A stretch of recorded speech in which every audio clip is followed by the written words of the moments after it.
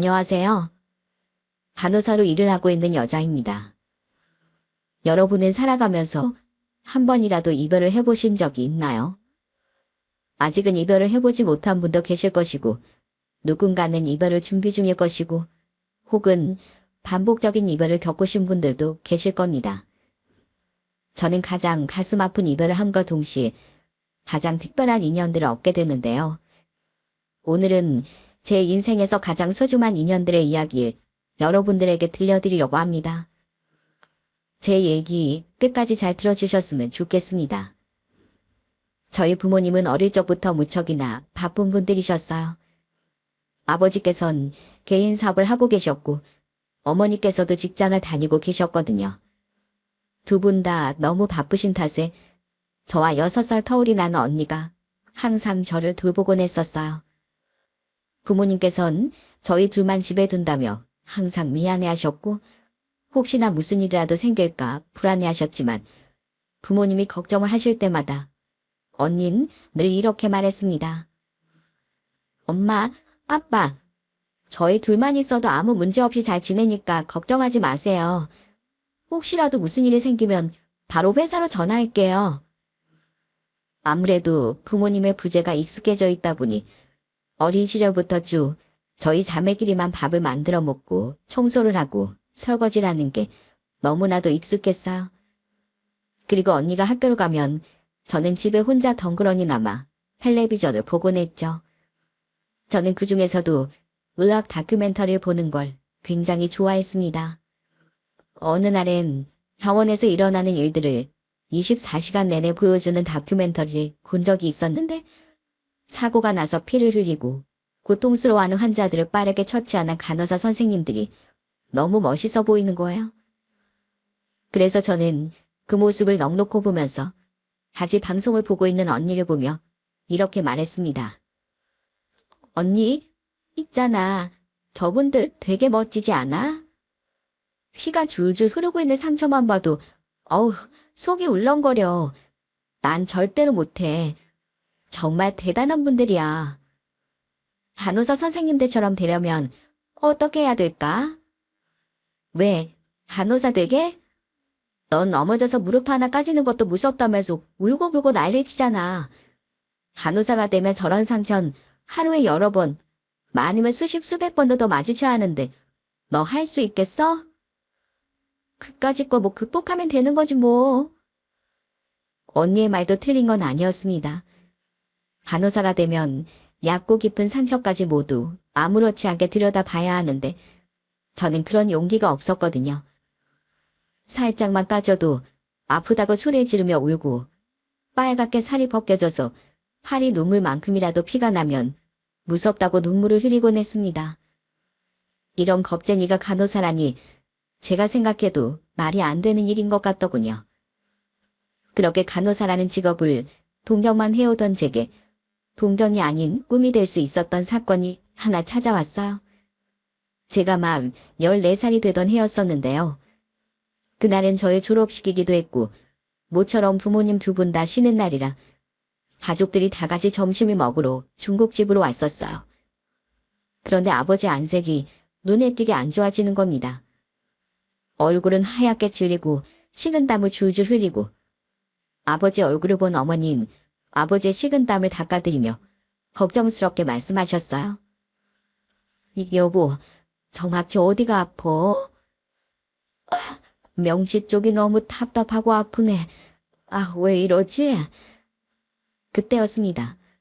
겨우 말을 이어나가시던 아버지께서 갑작스럽게 의자 뒤로 넘어가 쓰러지신 것이었어요.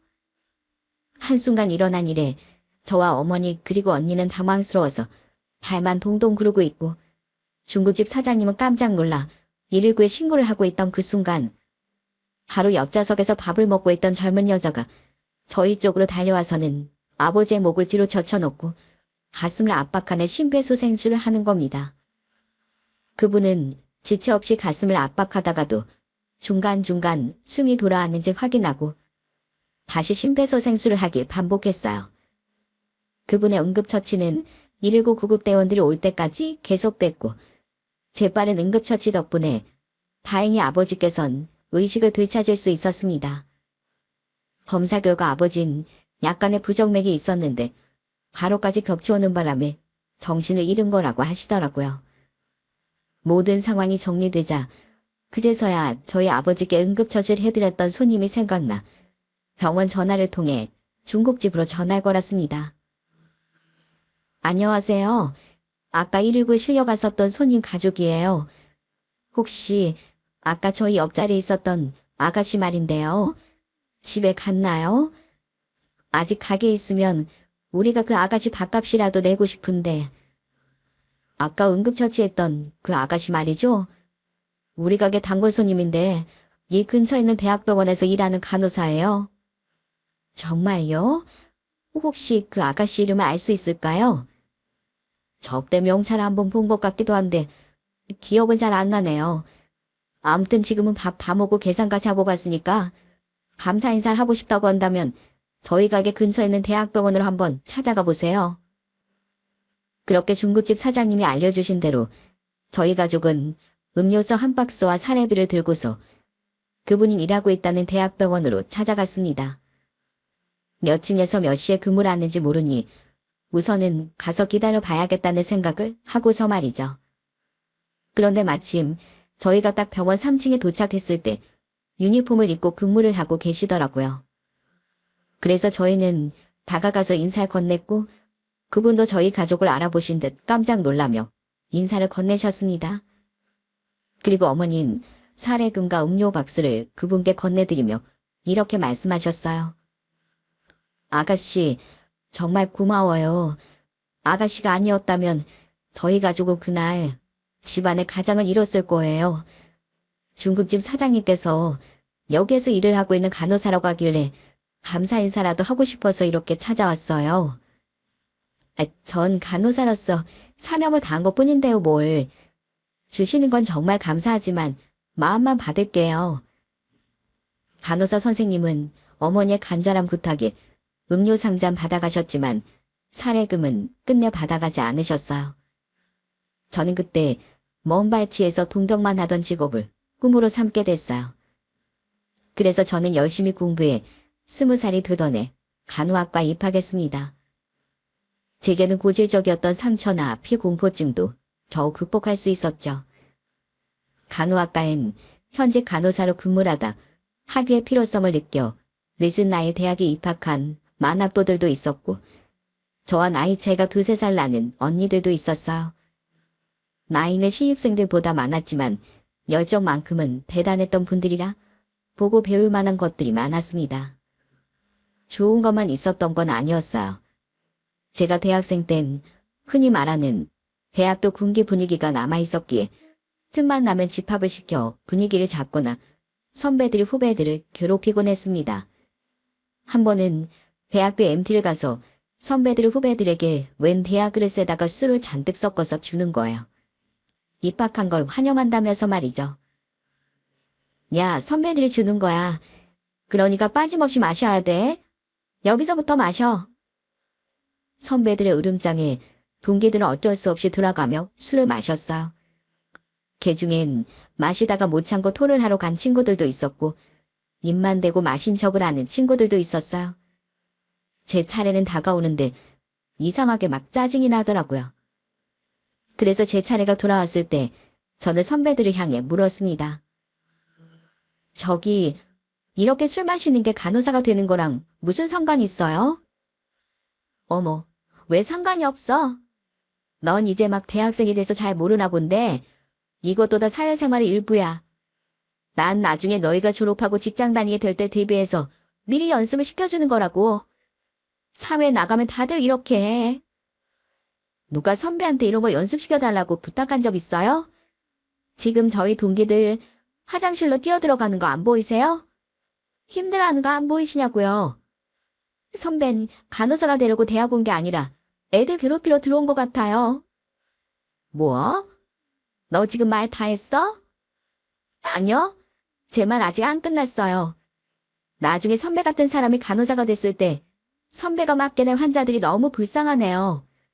저희한테도 이러는데 환자들한텐 오죽하겠어요?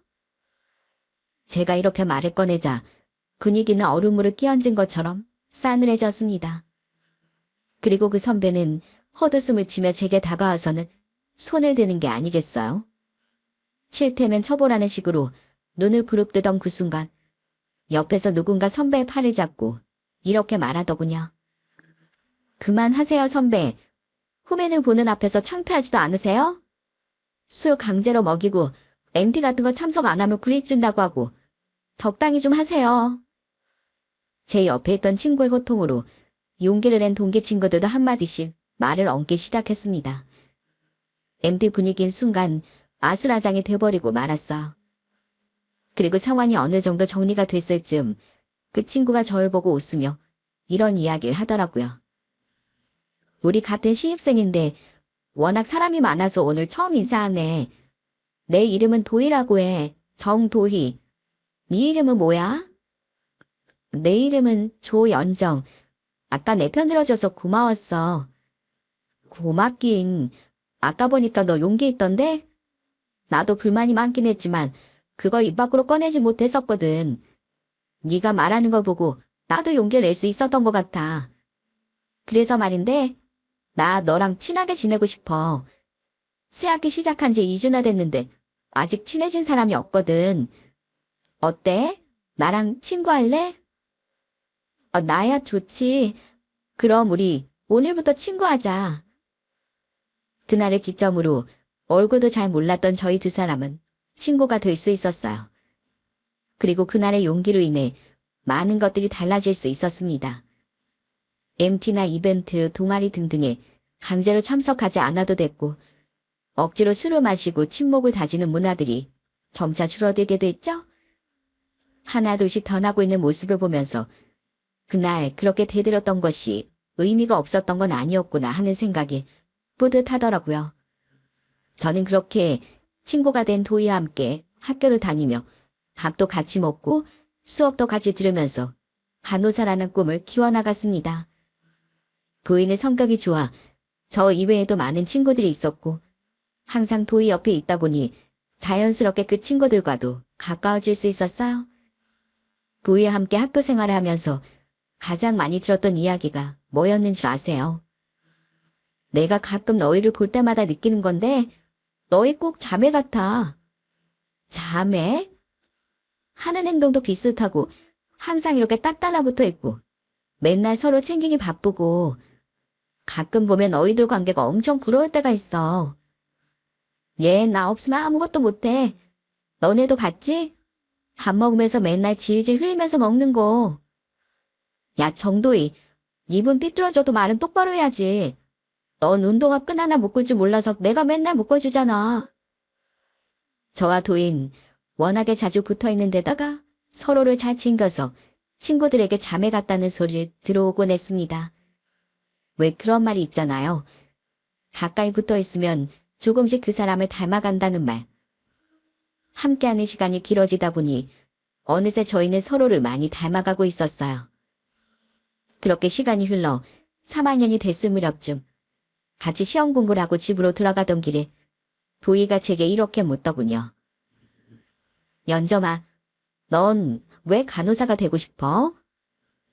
예전에 내가 중학교에 막 들어갈 무렵쯤에 우리 아버지가 식당에서 쓰러진 적이 있었어. 그때 우리 옆 테이블에서 밥을 먹던 분이 막 달려와서 아버지한테 심폐소생술을 하는 거야. 온몸이 땀으로 흠뻑 젖을 정도로. 와, 엄청 큰일 날 뻔했네. 되게 고마운 분인데? 알고 보니까 그분이 대학병원 간호사 선생님이었더라고. 어릴 적부터 간호사라는 직업에 관심은 가지고 있었지만 과연 내가 할 수 있을까 고민을 했었는데 그때 확신이 서더라고. 나도 저 선생님처럼 사명감을 가지고 일하는 간호사가 되어야지 하고 말이야. 그러는 도희 넌 간호사를 하고 싶은 이유가 있어? 난 너처럼 거창한 계기나 이유 같은 건 없고 그냥 몸도 아프고 마음도 아픈 환자들한테 위로가 되어주고 싶어서 그래서 간호사를 꿈꾸게 됐어. 와, 멋진데? 도희 넌 따뜻하고 착하고 또 성격도 밝으니까 충분히 좋은 간호사가 될 수 있을 거야. 우리 둘 다 좋은 간호사가 될 수 있도록 정말 열심히 해보자. 힘들면 둘이서 지금처럼 이렇게 의지도 해가면서 학교를 다니는 4년 동안 저희들은 한 번도 서로의 곁에서 떨어져 본 적이 없었어요. 공부를 할 때도 또 밥을 먹을 때도 잠자고 일어날 때 제외하고 모든 순간을 함께했던 저흰 시간이 흘러 국가고시 합격해 그토록 꿈꾸던 간호사라는 직업에 한 발짝 다가갔습니다. 둘 다 합격이라는 문구를 보고 얼마나 기뻐했는지 모릅니다. 그리고 합격 발표를 확인한 날 저희는 시내에 있는 공방에 처음으로 우정 반지를 맞추러 갔습니다. 시험에 합격한 기념 그리고 좋은 간호사가 되길 바라는 마음을 가득 담아 반지를 만들었죠. 그리고 반지가 다 만들어지고 난 뒤 도희는 저를 보고 웃으며 이렇게 말했습니다. 우리 일하면서 힘들거나 우울해질 때 꼭 이 반지 한번 보고 정신 차리자. 우리가 어떤 마음으로 이 반지 맞췄는지 다짐하고 또 다짐하면서. 알겠지? 당연하지. 우리 서로 꿈꾸던 일이니만큼 열심히 해보자. 그렇게 원하던 꿈을 이룬 저희가 처음으로 들어간 병원은 졸업한 학교와 연계되어 있는 대학병원이었어요. 사실 시작도 하기 전에 걱정부터 먼저 앞서더라고요. 대학병원 일에 대한 악명은 신입생 때부터 졸업할 때까지 아주 귀에 딱지가 않도록 들어왔었거든요. 그래도 저희는 둘이었기에 그조차도 잘 버텨낼 수 있을 거라 생각했습니다. 하지만 4년 내내 들어왔던 악명만큼이나 선배 간호사들은 신규 간호사들에게 독하게 굴었어요. 한날은 출근을 하는데 갑자기 복도 전체에 엄청 커다란 고함 소리가 들려오는 게 아니겠어요? 깜짝 놀라서 무슨 일이지 하고 달려가는데 선배 간호사가 얼굴이 빨개진 채로 도희를 향해 손가락질하며 소리를 마구 지르고 있는 겁니다. 내가 차트 기록하러 간 적 있어? 왜 시키지도 않은 일을 해? 분명히 2시간 전에 저한테 김순희 환자분 차트 기록해 놓으라고 말씀하셨잖아요. 제가 왜 시키지도 않은 일을 하겠어요? 그럼 내가 지금 거짓말을 치고 있다는 거야? 와, 도희 선생님 안 되겠네. 다들 앞으로 정도희 선생님 절대로 환자 차트 기록 못하게 해. 이제 막 들어온 신규 간호사는 컴퓨터 앞에 앉아서 환자들 차트 기록을 하면서 배우는 게 주된 업무인데 그걸 하지 말라니. 그 말을 들은 도희는 아무런 대답도 없이 고개만 까딱 숙이고서 곧바로 락커룸 안으로 들어갔고 저도 출근했다는 인사를 하고서 도희의 뒤를 따라 들어갔습니다. 도희야, 괜찮아? 대체 무슨 일인데 그래? 아, 몰라. 본인이 지시한 일인데도 그런 적 없다고 오리말을 내밀고 있으니 신규 간호사들한테 다 저러는 건지 아니면 그냥 내가 마음에 안 드는 건지. 저러면 내가 알아서 그만둘 거라 생각하나 본데 천만에. 무슨 수를 써서 괴롭혀도 난 절대로 그만두지 않을 거야. 솔직히 도희뿐 아니라 저 또한 선배 간호사들의 괴롭힘과 이유 없는 구박을 들어왔습니다. 마음 같아선 확 그만둬 버리고 싶었지만 그럴 때마다 검지손가락에 끼워져 있는 반지를 바라보면서 마음을 다잡았어요. 내가 어떻게 여기까지 왔는데 고작 괴롭힘 따위로 그만둘 순 없지 하면서요. 그렇게 시간이 흘러 신규 간호사 타이틀을 떼고 난 이후에도 저희들은 지속적으로 선배 간호사들의 타겟이 되어 알게 모르게 괴롭힘을 당해왔습니다. 그리고 후배 간호사들도 예외는 아니었어요. 연정쌤, 신규쌤 전화번호 있지? 지금 전화해서 바로 튀어오라고 해. 네? 신규 선생님 방금 퇴근하셨는데요. 무슨 문제라도. 아니, 내가 아까 에어컨 리모컨 건전지 갈아 끼워 넣고 가라고 했는데 그걸 안 해놓고 갔잖아. 시킨 건 다 해놓고 가야지. 그러니까 빨리 와서 하고 가라고 해. 그거 가지고 퇴근하는 사람한테 다시 돌아오라고 하는 건 말도 안 되는 일이라고 생각해요. 차라리 제가 할게요. 지금 빨리 전화해서 오라고 하라니까. 신규 때 기강을 잡아놔야 정신을 차리지. 결국 저는 끝까지 신규 간호사에게 전화를 걸지 않았고 건전지를 가는 것도 제가 다 했습니다. 그걸 본 선배 간호사는 저러니까 선배 대접도 제대로 못 받는 거라고. 사람이 저렇게 물러터져서 어떡하냐며 다 들리게 제 욕을 하더군요. 이런 혹독한 대우를 견뎌가면서 일을 할 수 있었던 건 모두 도희 덕분이었습니다. 항상 일이 있을 때마다 저희는 서로의 이야기를 들어주면서 위로가 돼줬고, 서로 시간이 맞으면 퇴근 후 포장마차에 들어가 소주를 한 잔 기울이며 스트레스를 풀기도 했어요. 일은 힘들었지만 그 힘든 짐을 나눌 수 있는 친구가 있다는 사실 하나만으로 많은 위안이 되더라고요. 그렇게 그곳에서 3년을 버틴 저희는 결국 병원을 그만두게 됐습니다. 저희 둘 다 야근 근무를 서던 날 새벽에 같이 먹을 간식을 준비해 오라고 해서 음료수 세트와 함께 간단하게 먹을 빵을 준비해 갔는데, 고참 간호사 중 한 명이 저희들이 함께 준비한 빵을 보더니만 대뜸 이렇게 소리를 지르는 거예요. 야, 간식 준비해 오라고 했더니 고작 이딴 빵 조각이 몇 개 사온 거야? 케이크도 아니고 타르트도 아니고 고작 크림빵이랑 팥빵 몇 개? 전에 수간호사님이 팥빵 크림빵 사다 주셨을 때 다들 잘 드시길래 괜찮겠지 하고 사온 건데 뭐 문제 있을까요? 너희랑 수간호사님이랑 같은 줄 알아? 아, 우리는 안 먹을 테니까 여기 있는 거 너희네 전부 다 먹던지 말던지 아니면 버리던지 알아서 해. 그 말을 들은 저흰 새벽 근무를 마치고 아침이 되던 날 출근한 수간호사님을 찾아가 사직 의사를 밝혔어요.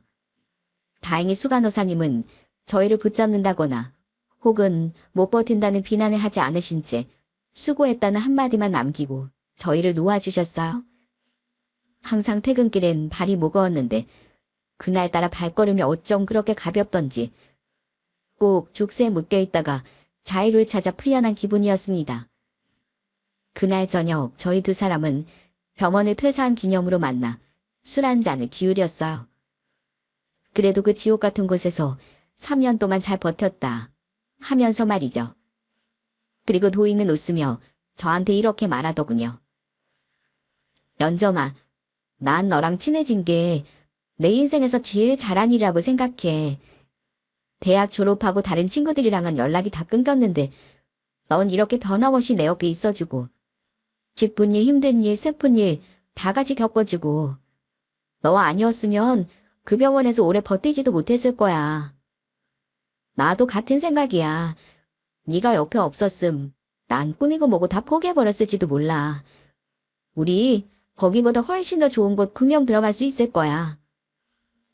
저랑 친구란 것이 인생에서 가장 잘한 거라는 그 말이 생각보다 엄청 감동으로 다가오더라고요.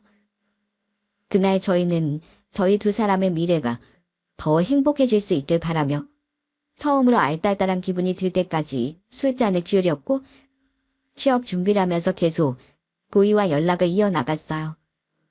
그렇게 2주 정도의 시간이 흘렀을까요? 하루도 빠지지 않고 연락을 하던 도희와 갑작스럽게 연락이 끊기고 말았습니다.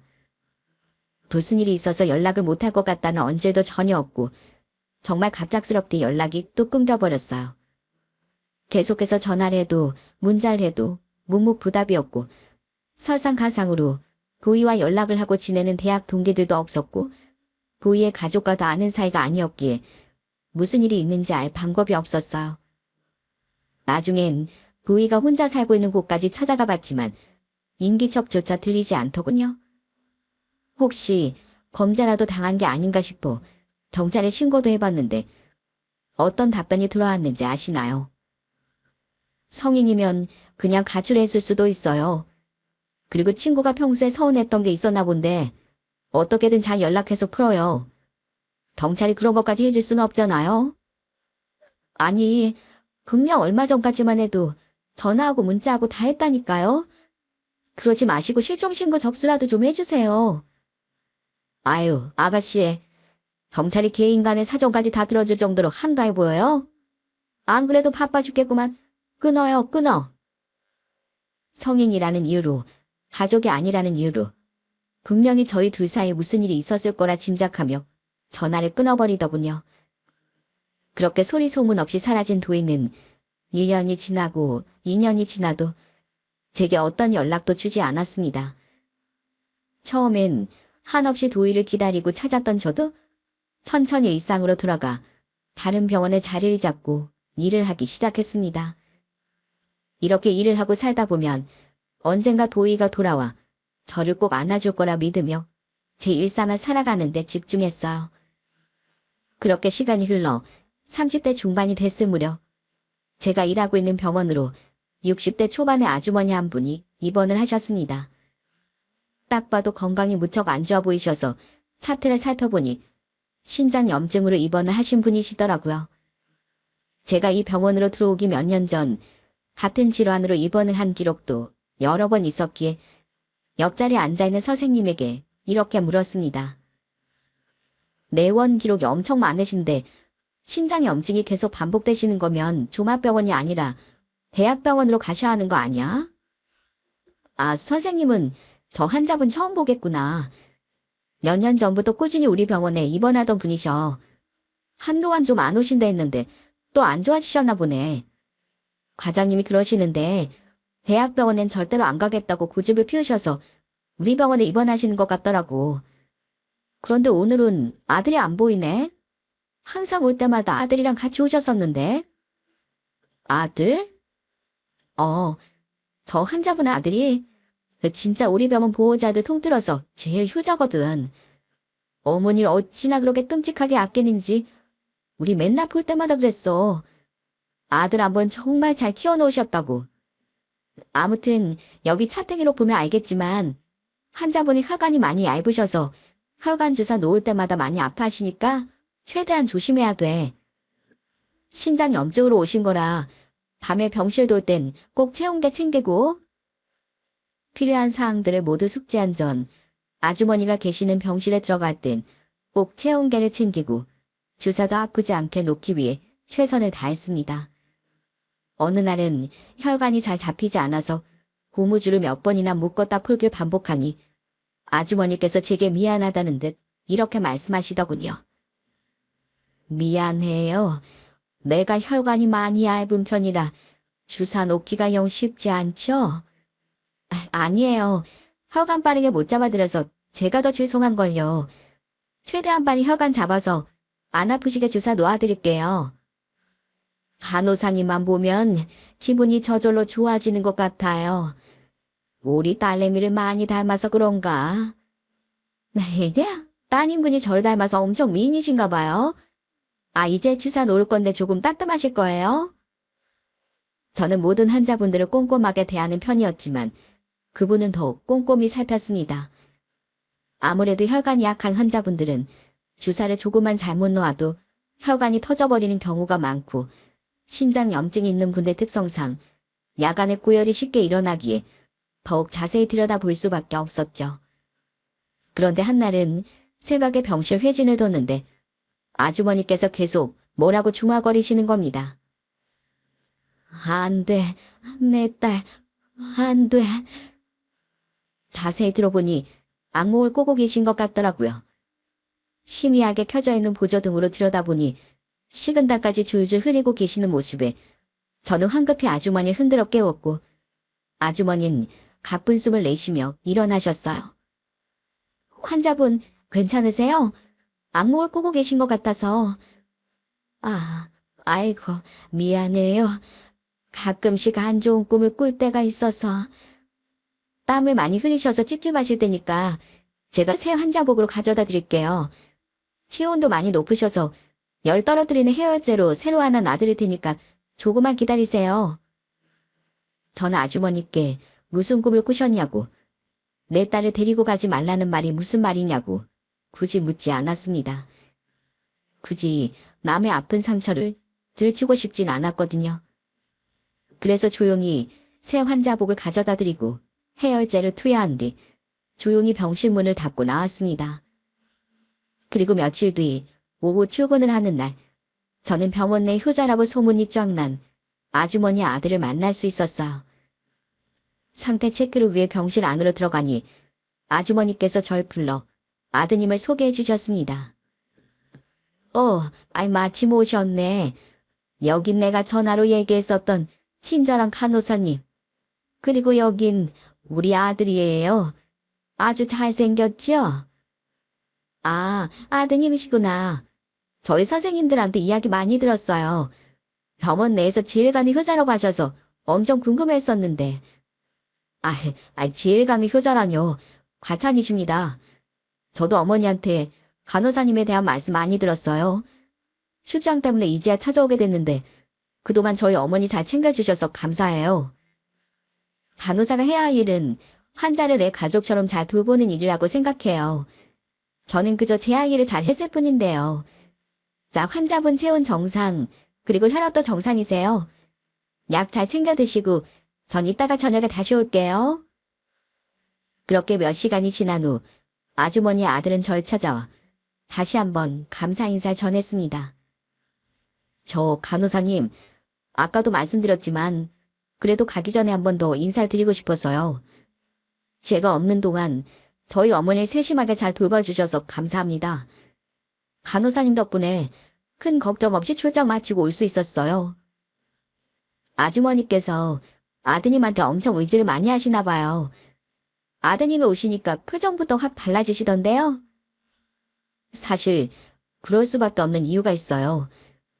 아버지는 어렸을 때 돌아가셨고 원래 동생이 있었는데 교통사고로 세상을 떠나는 바람에 어머니한텐 이제 저밖에 안 남았거든요. 그래서 제가 어머니께 더 최선을 다하는 거예요. 그래서 어머니가 선생님이 제 동생을 많이 닮았다고, 그래서 정이 많이 간다고 전화로 계속 말씀하셨어요. 항상 볼 때마다 동생 생각이 나서 슬프긴 하지만 그래도 기분이 좋다고. 동생이 세상을 떠난 진 꽤 오랜 시간이 지났지만 어머니께서 이따금씩 계속 속상해 하셨거든요. 울기도 자주 우셨고요. 몇 년 동안 활짝 웃으시는 모습을 본 적이 없었는데 선생님 덕분에 웃으시는 것 같아요. 정말 감사합니다. 그래도 절 보고 조금이나마 웃을 수 있어서 다행이네요. 여기 입원해 계시는 동안 제가 환자분 더 잘 살펴드릴게요. 아주머니 아들의 이야기를 듣고 나니 마음 한구석이 왠지 쓰라려 오더군요. 남편도 잃고 딸도 잃었으니 얼마나 황만한 마음이실까 싶었습니다. 그날 이후 전 아주머니를 더욱더 살뜰히 보살펴드리기 시작했어요. 다행히 크게 바쁜 것도 없었거니와 아주머니께서 외로워할 틈을 주고 싶지 않았거든요. 그런 제 마음이 전해진 듯 아주머니도 저와 대화를 나누며 아주 즐거워하셨습니다. 그렇게 한 달 정도의 시간이 흘렀을까요? 다행히도 아주머니는 말끔히 회복 후 퇴원하실 수 있었습니다. 퇴원하시던 날엔 아들과 함께 찾아와 제게 감사 인사를 건네셨어요. 일하느라 많이 바빴을 텐데 인상 한번 구기는 일 없이 말동무해주고 주사 놓을 때도 안 아프게 살살 놔줘서 고마워요. 이거 우리 간호사 선생님한테 민폐만 끼치고 가는 건 아닌지 모르겠네. 민폐라뇨. 아주머니 덕분에 저도 엄청 즐거웠는걸요. 아드님 오늘 쉬는 날이신가 봐요. 어머니 퇴원하시는 날이라 연차 쓰고 모시러 왔어요. 그동안 감사했습니다, 간호사님. 이건 제가 오는 게 사온 건데 같이 나눠 드세요. 어머, 이런 거 안 주셔도 돼요. 큰 건 아니고 간단하게 롤케이크랑 음료 세트로 준비했어요. 일하느라 힘드실 텐데 나눠 드세요. 사양 말고 얼른 받아요. 돈은 안 되지만 이런 건 퇴원하면서 많이들 주고 가던데 거절하면 손해예요. 알겠습니다. 감사히 잘 먹을게요. 그리고 앞으로는 건강관리 잘 하셔야 돼요. 아셨죠, 환자분? 예, 우리 간호사 선생님 말 꼭 명심하면서 건강관리 잘하고 살게요. 아주머니와 아드님은 저와 다른 선생님들에게도 연신 감사하다는 인사를 하면서 퇴원하셨습니다. 그 뒷모습을 바라보며 아주머니께서 건강하시길, 그리고 아드님과 행복하시길 속으로 기도했어요. 이 병원에 근무를 하면서 많은 환자들을 봐왔지만 그 중에서도 아주머니는 제게 특별한 환자로 기억될 것 같았습니다. 그렇게 9개월이라는 시간이 흘렀을 무렵 저는 병원 근처의 커피숍에서 정말 우연찮게 아주머니의 아들을 다시 마주치게 됐어요. 저희는 누가 먼저랄 것도 없이 서로를 알아보고 아주 반갑게 인사를 나눴습니다. 어머, 이게 얼마만이에요? 아주머님 건강하게 잘 지내고 계세요? 네, 간호사 선생님께서 잘 돌봐주신 덕분에 제 말 없이 잘 지내고 계세요. 요즘은 물도 잘 챙겨 드시고 영양제 같은 것도 꼬박꼬박 챙겨 드시고 있어요. 이거 듣던 중 반가운 소식인걸요? 근데 여긴 어쩐 일이세요? 이 근처에서 외부 미팅이 있었거든요. 일 다 끝내고 커피나 한잔 할까 싶어서 들렸는데 이렇게 반가운 얼굴을 다 마주치네요. 간호사님은 퇴근하는 길이세요? 네, 저도 막 퇴근하고 커피나 한잔 할까 싶어서 들렀어요. 잘 됐네요. 저희 이렇게 만난 것도 인연인데 서로 커피 한잔 하면서 이야기는 나눌까요? 혹시 불편하시면 아니요, 불편할 게 뭐 있어요. 시간도 많은데 커피 한잔 해요. 그렇게 9개월 만에 만난 저희 두 사람은 서로 마주 앉아 커피 한 잔을 하면서 도란도란 대화를 나눴습니다. 그런데 신기하게도 대화가 너무 잘 통하는 거예요. 마치 몇 년을 알고 지낸 친구처럼 대화가 끊기지도 않고 술술 이어지더라고요. 시간 가는 줄 모르고 대화를 나눴던 저흰 그날을 계기로 연락처를 주고받은 뒤 시간이 날 때마다 커피 한 잔을 하거나 밥을 먹곤 했어요. 저와 딱 4살 차이가 나던 그 사람은 정말 좋은 사람이었습니다. 대기업에 다니고 있었고 정신적으로 아주 성숙한 사람이었죠. 자주 만나다 보니 자연스럽게 서로에게 호감을 느낀 저흰 2년 정도를 만난 후 결혼을 약속했습니다. 저의 결혼 소식에 누구보다 좋아하셨던 건 바로 어머님이셨어요. 인사를 드리러 가기로 한 날 남편이 웃으며 제게 이렇게 이야기를 하더라고요. 우리 둘이 만나는 거 말씀 안 드리고 있었거든. 나중에 결혼할 때 정식으로 말씀드리고 싶어서 숨겼는데 당신이랑 만나고 있었고 결혼 약속했다고 하니까 엄청 좋아하시더라. 정말? 나 조금 떨린다. 혹시라도 실수하진 않겠지? 실수 좀 하면 어때? 너무 긴장하지 말고 편하게 생각해. 편하게. 남편은 긴장하지 말라고 했지만 명색이 시어머니께 인사를 드리러 가는 자리인데 어떻게 긴장을 안 할 수가 있겠어요. 아무리 얼굴을 아는 사이라고 해도 말이죠. 그렇게 떨리는 마음을 애써 가라앉히고 인사를 드리러 찾아갔습니다. 어머니께선 제가 문을 열고 들어가자마자 거선바로 뛰어나오셔서 저를 말아 끌어안으시며 반겨주셨어요. 우리 아들이 여자친구가 생겼다고 하길래 얼굴 한번 꼭 보고 싶었는데 그게 우리 간호사 선생님일 줄 누가 알았겠어. 이렇게 다시 만나니까 정말 너무 반가워해요. 그러게요. 이렇게 만나 뵙게 돼서 너무 기뻐요, 어머님. 저와 어머님은 그렇게 한참을 끌어안으며 반가움을 나눴고 함께 식사를 하는 동안에도 저의 인연에 대해 무척이나 신기하셨어요. 그리고 식사를 마치고 난 후 집을 찬찬히 둘러보던 저는 남편에게 이렇게 물었어요. 오빠, 나 집 구경 좀 시켜주면 안 돼? 넓지도 않은 집에 구경할 게 뭐 있다고. 에이, 그래도 어렸을 때부터 독립하기 전까지 쭉 여기서 살았을 거 아니야. 당신이 쓰던 방도 궁금하고 구경 좀 시켜주라. 어? 알았어. 그럼 안방부터 구경시켜줄게. 어머니, 안방 잠시 구경해도 되죠? 그럼, 뭐 딱히 볼 건 없지만 얼마든지 구경해도 된다. 남편은 천천히 제게 안방부터 보여주기 시작했어요. 어머님 혼자 쓰고 계신다는 안방은 깔끔한 침대와 옷장, 그리고 화장대와 서랍장이 자리 잡고 있었어요. 그 후 남편이 쓰던 방도 구경한 뒤 남은 방 하나도 보여달라고 말했는데 그 말에 남편이 살짝 머뭇거리더니 이렇게 이야기를 하더군요. 남은 방 하나는 세상을 떠난 내 동생 방이야. 괜찮겠어? 난 괜찮은데 당신이 좀 불편하다 싶으면 안 보여줘도 괜찮아. 아니야. 당신이 괜찮다고 하니까 보여줄게. 어머니가 매일매일 청소하시는 방이라 깔끔할 거야. 그렇게 말한 남편은 굳게 닫혀있던 문을 조심스럽게 열었습니다. 그런데 방 안에 들여다본 저는 눈앞에 펼쳐진 광경에 너무 놀라 입을 다물 수가 없었어.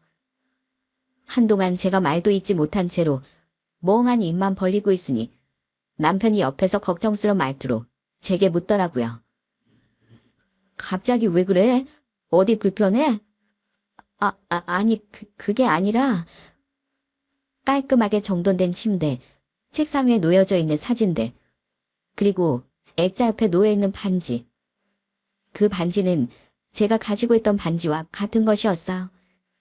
제가 왜 놀랐는지 짐작이 가시나요? 네, 맞아요. 그 방은 바로 갑작스럽게 연락이 끊겼던 제가 그렇게나 그리워했던 친구 도희의 방이었습니다. 사고로 세상을 떠났다는 남편의 여동생이 바로 도희였던 것이었죠. 책상 위 놓여있는 반지를 보자마자 심장이 쿵 내려앉는 느낌을 받았던 전 결국 바닥에 주저앉아 목 놓아 울어버리고 말았습니다. 갑작스런 제 눈물에 남편도 당황해서 저를 달랬고 화장실에 계시던 어머니께서도 황급히 달려와 저를 달래기 시작하셨어요. 그렇게 한 10분 정도를 하염없이 울기만 하던 저는 겨우 감정을 추스린 후 남편과 어머니께 눈물을 흘린 이유에 대해 솔직하게 털어놓았습니다. 저한텐 정말 소중한 친구가 있었어요. 같은 대학 같은 과를 나왔고 국가고시 시험도 함께 합격해서 같은 병원에 들어가 꼴꼴 못 꼴꼴 정말 온갖 일들을 함께 겪었던 제 인생에 있어선 정말 둘도 없이 소중한 친구가 하나 있었는데 그 친구가 27살이 되던 해 갑작스럽게 연락이 끊어졌어요. 분명 그날 아침까지만 해도 활발하게 연락을 하던 친구였는데 갑자기 전화도 안 받고 문자도 안 되니까 저로선 당황스러울 수밖에 없었죠. 아이고, 그런 친구가 있었구나. 많이 속상했겠네. 그 친구가 혼자 살고 있었던 곳을 찾아가 보기도 하고 경찰에 신고도 해봤지만 개인 간의 일을 알아서 해결을 하라고만 하더라고요. 참 허무했어요. 시험 합격하던 날 서로 잘해보자고 반지도 맞췄었는데 아까 밥 먹기 전에 손 씻는다고 잠깐 주머니 안에 넣어놨었거든요. 보여드릴게요. 저는 눈물을 꼭 참으며 주머니 안에 넣어놓았던 반지를 남편과 어머니께 보여줬습니다. 그러자 어머님도 남편도 두 눈이 휘둥그레진 채 말없이 저를 바라만 보더라고요. 제가 그렇게 그리워했던, 보고 싶어 했던 제 친구, 이제야 찾은 것 같아요. 우리 도희가 예전에 마음이 잘 맞는 친구를 만났다는 이야기 해준 적이 있어. 다시 태어나도 만나지 못할 아주 소중한 의지가 되는 친구라고 했었는데 우리 딸이 그토록 소중하게 여겼던 그 친구가 하루 이렇게 내 옆에 있었다니. 세상에 어떻게 이런 인연이 다 있을 수가 있는지. 어머니께선 애써 눈물을 꼭 참으시며 제 손을 꼭 잡고 어떻게 도희가 세상을 떠나게 되는지에 대해 말씀해 주셨어요. 사고가 난 그날 도희는 잠깐 마트에 다녀온다며 집을 나섰고 집 근처에 있는 마트 앞 횡단보도 쪽에서 신호 위반을 한 승용차에 치여 사고가 났다고 하더라고요. 그때 도희가 머리에 심하게 다쳤었다고 하더라고. 이미 병원에 왔을 땐 숨을 거둔 상태였고 가해 차량 운전자는 사고를 저질러 놓고 그대로 도망을 가버렸지. 나중엔 잡혔고 처벌도 제대로 받고 가해자 측에서 위로금도 건네줬는데 그게 다 무슨 소용이겠어. 이미 도희는 세상을 떠나고 없는 걸. 나랑 어머니 그날 이후로 한동안 폐인처럼 살았어. 밥도 제대로 못 먹고 매일같이 울기만 했지. 너한테 우리 도희 소식이 전해지지 못했던 이유는 그때 도희 휴대폰이 차에 깔려서 제대로 망가졌었거든. 복구를 할 수도 없을 정도였고 메모리칩 같은 것도 모두 손상이 된 상태인데다 복구를 한다고 하더라도 휴대폰에 잠금이 걸려 있으면 아무 소용이 없다고 하더라고. 그래서 도희가 세상을 떠났다는 사실을 전하지 못했던 거였어. 아휴, 그동안 혼자 얼마나 답답해했을꼬. 그럼 혹시 지금 도희는 어디에 있어요? 이렇게 알게 됐으니까 마지막으로 인사라도 하고 싶어서요. 도희는 수목장으로 보내줬어. 오늘은 너무 늦었으니까 나중에 당신 쉬는 날 같이 찾아가자. 여기서 그렇게 멀지 않은 곳에 있어. 남편의 말에 저는 그러겠다고 했습니다. 그리고 이틀 정도 시간이 지난 후 저와 어머님 그리고 남편은 도희가 잠들어 있는 곳으로 향했어요. 수많은 나무들이 있는 곳 중 가장 많은 사진들이 걸려있는 나무. 그 나무가 바로 도희의 나무였습니다. 남편은 한동안 사진을 바라보다 미소를 띈 채 천천히 나무를 쓸어내리며 인사를 건넸습니다. 미안해. 오빠가 너무 오랜만에 왔지? 도희야, 오늘은 특별한 사람 1명 데리고 왔어. 여보 인사해. 울지 말자고 그렇게 차 안에서 다짐을 거듭했음에도 도희의 사진을 보니 저절로 눈물이 흘러내리더군요. 하지만 오랜만에 보는 친구이기도 하고 슬퍼하는 모습은 보여주고 싶지 않아 빠르게 눈물을 닦고 도희의 사진을 바라보면서 남편처럼 인사를 건넸어요. 도희야, 나 왔어. 나 많이 보고 싶었지? 네가 세상을 떠났다는 걸 이제 알게 되더니 너도 참 너무한다. 나랑 그렇게 가깝게 지냈으면서 꿈에라도 한번 나와주지. 꿈에 나와서 언질이라도 좀 해주지 그랬어.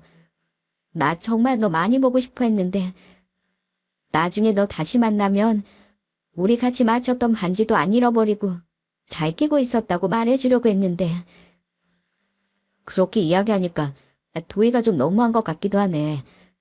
도희야, 오빠 결혼해. 네가 제일 소중하게 여겼던 친구라. 네가 살아있었다면 우리 결혼한다는 말이 엄청 좋아했을 텐데 아마 홀수도 네가 다 해주겠다고 했을 거야. 그쵸 어머니? 그럼 아주 축하한다고 신이 나선 온갖 걸 다 해주려고 했을 거야. 도희라면 분명히 자기가 가지고 있는 것들까지 다 퍼주려고 했겠지. 도희야, 있잖아. 나 다시 한번 다짐하게 됐어. 네 몫까지 더 열심히 살아가겠다고. 그리고 어머님께도 딸처럼 잘해드리면서 살게. 그리고 딱 50년만 있다 우리 다시 만나자. 다시 만나면 내가 살아왔던 세상에 대해 처음부터 끝까지 모두 다 이야기해줄게. 그러니까 내가 그곳으로 갈 때까지 꼭 나랑 어머님 그리고 오빠까지 잘 지켜줘야 한다. 알겠지?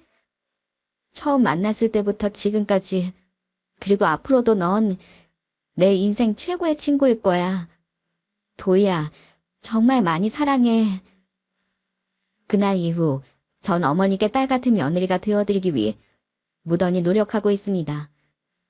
일주일에 3번 정도는 시댁에 들러서 어머님의 건강도 살펴드리고 또 어머니께서 해주시는 맛있는 음식도 함께 먹으며 즐거운 시간을 보내고 있어요.